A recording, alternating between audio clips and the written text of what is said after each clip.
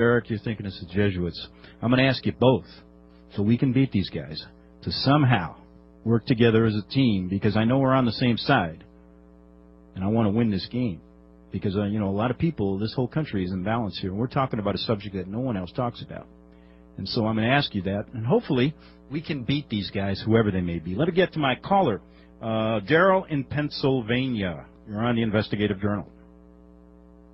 Yeah, hello, and I just, as a 26-year veteran of the intelligence community, something really bothers me, and that is that we have so many 33-degree Masons and the Papal Knights of Malta being in charge or being assistant directors of such as the FBI and the CIA. 5 CIA chiefs were all Knights of Malta: William Donovan, John McCone, William Casey, William Colby, and George Tenet.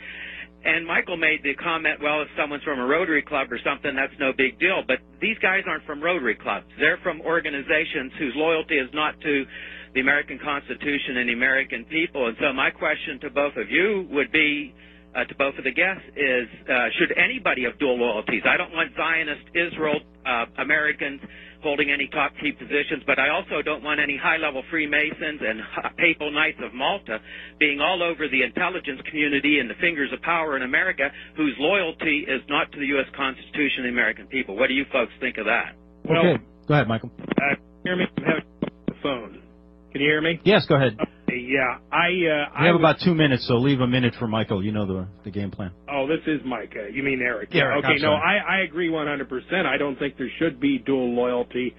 I've never seen it convincingly proven to me, though, that members of the Knights of Malta are dual loyalists. I know William Colby, who was murdered a few years ago. Since you're in the intelligence community, you know full well that the word in the intelligence community is that he was murdered by the Zionists. And, in fact, a very good friend of mine had just set Bill Colby up at a meeting at the Watergate Hotel to begin working for Arab interests against the Zionists, and he was murdered for that. And so I say the Zionists are the real power. The Jesuits have very little power. Okay, go ahead, Eric. Final minute.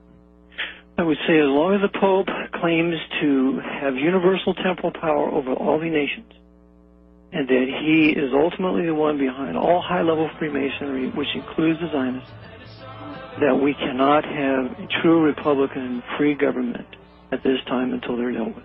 Okay, that's going to conclude. We're all out of time. I want to thank again my two guests, Michael Collins Piper and Eric John Phelps, for being on the show. Apologize to a whole bunch of callers I didn't get to, but we will hopefully do it again. And until then, until tomorrow at 1 p.m. Central, good afternoon. All right, thanks, Greg.